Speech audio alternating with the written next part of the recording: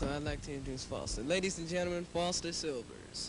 In the golden age of funk and soul, where rhythm ruled the airwaves and family bands filled the charts, a young voice rose from Los Angeles that made everyone stop and listen. It was smooth and confident. He wasn't a seasoned veteran, he was just a kid with the groove of a grown man. At only 12 years old, he became a sensation with his breakout hit, Misdemeanor, a funky, playful anthem that captured the joy and innocence of youth, and it still grooves just as hard today. But behind the hit was a deeper story, one of family, talent, and the challenges of growing up in the spotlight. As part of the Sylvers, he helped shape the sound of a generation, bridging pop, soul, and funk with a family legacy that rivaled the Jacksons. This is a story of a child prodigy who rose fast, shined bright, and left a mark on music far beyond his years. The centerpiece of today's video is all about Foster Sylvers. Now, if you guys love my videos and love supporting me, then I suggest you become a member of the channel where I will be releasing exclusive videos just for you all. Be sure to get that family tier so you won't miss out on these exclusive perks. Now, before we start, let's be sure to leave a like on the video, subscribe to the channel, and push that notification bell to be sure you won't miss out on any more content.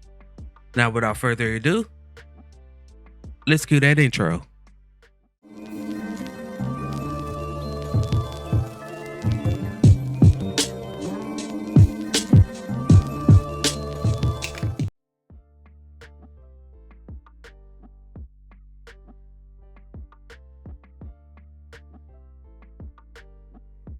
Long before Foster became a solo name, the Sylvers was already leaving that mark on Los Angeles.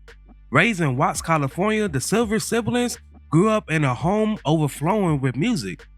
Their mother was a former opera singer who taught their children harmony and discipline.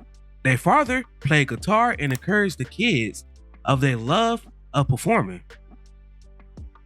The eldest siblings, Olympia, Leon, and Charmaine, they began singing professionally as the Little Angels in the early 60s. Soon their younger brothers and sisters joined them, creating a full family ensemble that would rival the Jackson 5 in energy and talent. By 1972, the Sylvers, they signed with Pride MGM Records, releasing early hits such as Fool's Paradise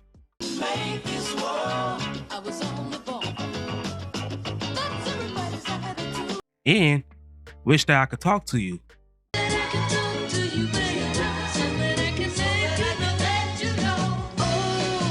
They began to define a new kind of West Coast groove. And while the group's success was building, one of his youngest members was about to take center stage.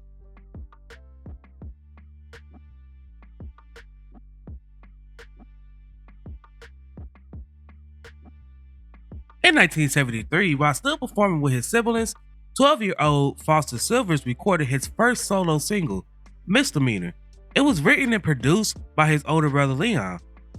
The song was an irresistible blend of funk bass, catchy melody, and youthful charm.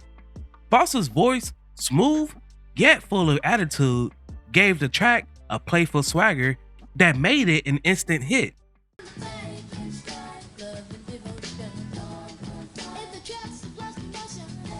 It climbed to the top of the Billboard R&B charts, reaching the top 10, and turned Foster into a teen idol. Appearing on magazine covers, radio shows, and television appearances on Soul Train. When this song blew up, he was only in middle school, yet his name was now recognized across the nation. Many hip-hop artists had sampled this song, most notably the DOC for his 1989 song, It's Funky Enough.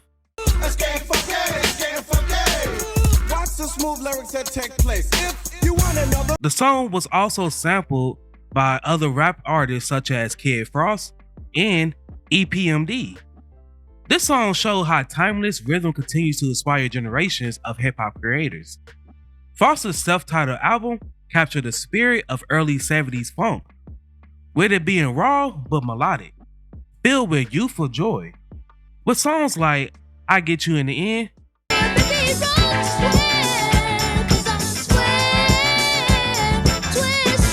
and Hey Little Girl, showed that Foster had a range beyond novelty.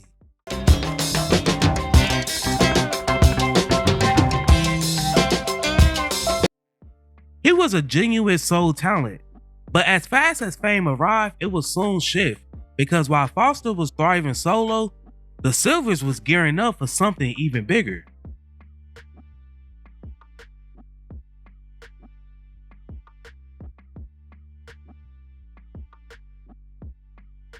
By the mid-70s, the entire Sylvers family had joined forces, merging their collective talent into a polished hit-making machine.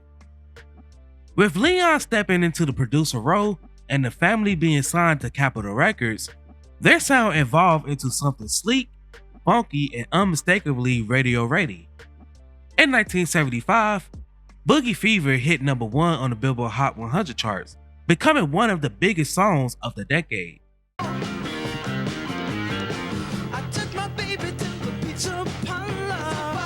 Their follow-up, Hotline, was another smash, cementing the Sylvers as funk pop royalty.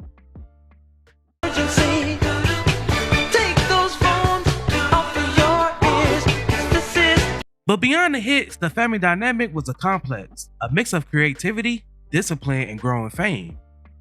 As the Sylvers' popularity began to grow and the success began to come, Leon, he was basically forced out of the group. For more information about the Sylvers, then I highly suggest you checking out my tribute video to them. Foster continued to perform and record with his siblings, but the pressures of the industry was mounting. As disco rose and the 1980s approached, the world of funk was about to change. So was Foster's path.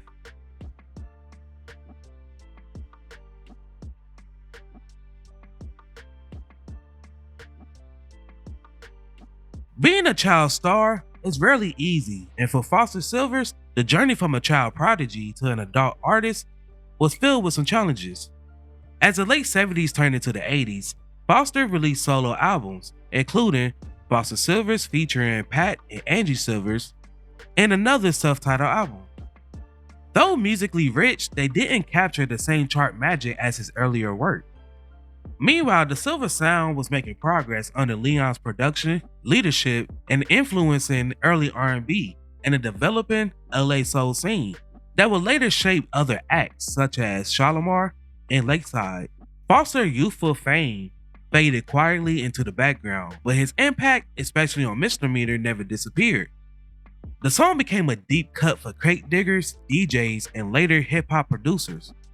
During the mid to late 80s, Foster expanded his career beyond his early success with his family group. He formed an R&B and New Jack Swing group that was named High Tech, but it was often credited as Foster Sylvers and High Tech.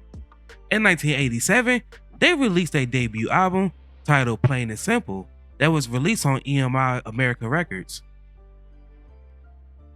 This album featured tracks like Flavor, Lazy, 'cause all I wanna do is dream about and I Make All Your Dreams Come True. I'll make all your dreams come true, girl. This album showcased Foster working with his brother Leon in production and arrangement. The group followed up in 1990 with the album Prime Time that was released on A&M Records. But despite the polished production and Foster's roots in soul and funk, neither album achieved major commercial success. Through his time with High Tech, Foster attempted to transition from his youthful solo fame and family group legacy into a more mature R&B sound that was aligned with the late 80s musical landscape, even though the wider audience uptake proved limited.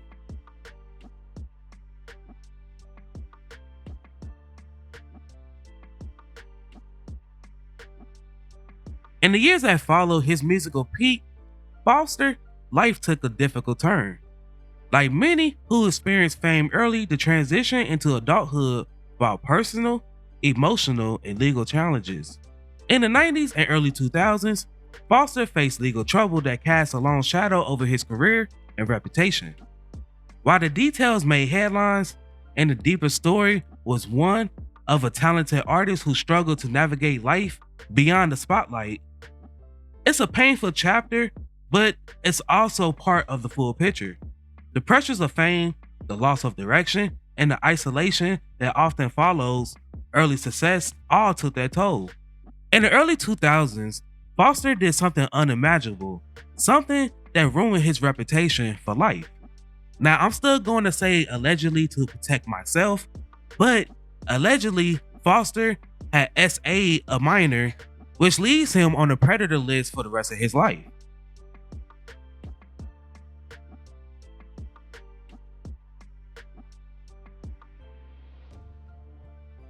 Foster's story, like many in music history, reminds us that talent and humanity coexist, and that even the brightest stars can stumble when the stage lights fade.